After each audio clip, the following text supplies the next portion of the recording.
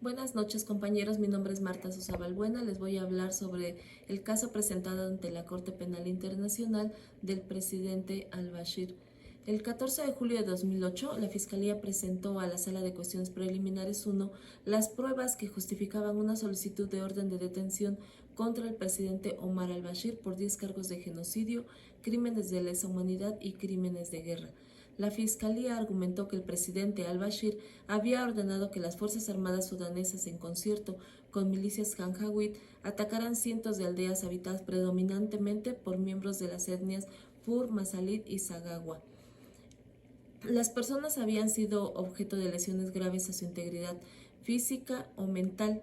que constituían genocidio de conformidad con el apartado B del artículo 6 del Estatuto de Roma y se habían visto sometidas a condiciones de existencia que hubieran de acarrear su destrucción física, lo cual constituía genocidio de conformidad con el apartado C del artículo 6 del Estatuto de Roma. El 4 de marzo de 2009, la Sala de Cuestiones Preliminares dictó una orden de detención contra el presidente al-Bashir por 5 cargos de crímenes de lesa humanidad: asesinato, exterminio, traslado forzoso, tortura y violación, y 2 cargos de crímenes de guerra, ataques dirigidos intencionalmente contra la población civil en cuanto tal o contra civiles que no participaban directamente en hostilidades y saqueos. La Corte determinó que había motivo razonable para creer que las fuerzas del gobierno del Sudán sometieron en toda la región de Darfur, primeramente a cientos de miles de civiles, principalmente de las etnias Fur, Masalit y Sagawa, a traslados forzosos. En segundo, a miles de mujeres civiles, principalmente de esas etnias, a violaciones. Y tercero, a civiles, principalmente de las mismas etnias, a tortura.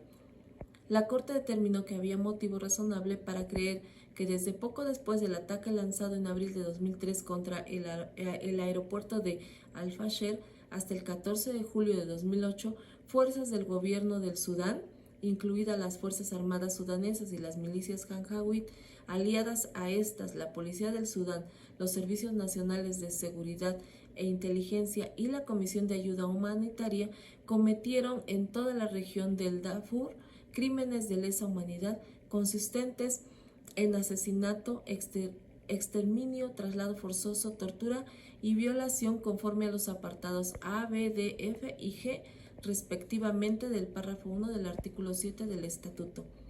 La Sala de Cuestiones Preliminares decidió por mayoría no dictar una orden de detención en relación con los cargos de genocidio.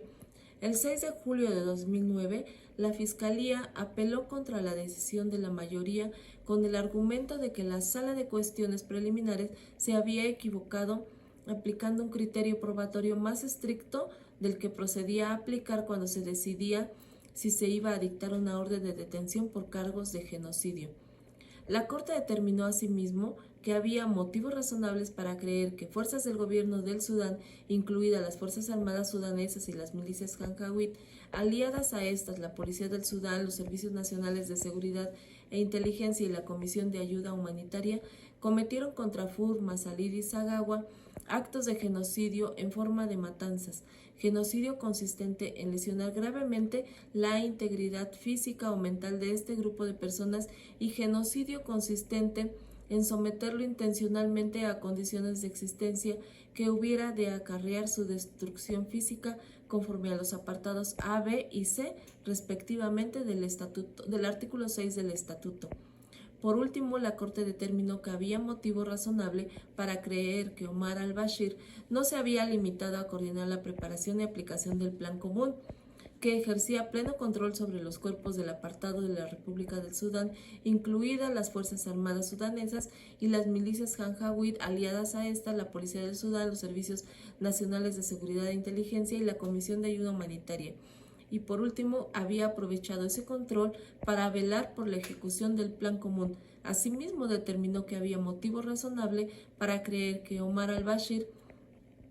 había actuado con dolus especiales, es decir, con intención específica, para destruir parcialmente a grupos étnicos Fur, Masalit y Sagawa. Los magistrados de la Corte Penal Internacional han recordado las obligaciones que incumben a los estados al respecto. Al término de las visitas del presidente al-Bashir al Chad y a Kenia, la Sala dictó el 27 de agosto de 2010 una decisión por la que informaba al Consejo de Seguridad y a la Asamblea de Estados partes de la presencia de Omar al-Bashir en Kenia, así como una decisión por la que informaba al Consejo y la Asamblea de su visita al Chad. La Unión Europea emitió el 27 de agosto de 2010 una declaración por la que exhortaba a Kenia a detener al presidente al-Bashir. El 16 de octubre, la sección de Kenia de la Comisión Internacional de Juristas indicó que se proponía dirigirse a los tribunales kenianos para solicitar una orden que obligara al gobierno a ejecutar la orden de detención dictada por la Corte Penal Internacional en caso de que el presidente al-Bashir volviera a Kenia. El 25 de octubre, 23 grupos de la sociedad civil de Kenia y otros países africanos enviaron al presidente Kibaki una carta en la que afirmaban que la Constitución de Kenia y su ley sobre crímenes internacionales obligan al gobierno keniano a detener al presidente al-Bashir. Eso es todo, compañeros. Patria, ciencia y trabajo.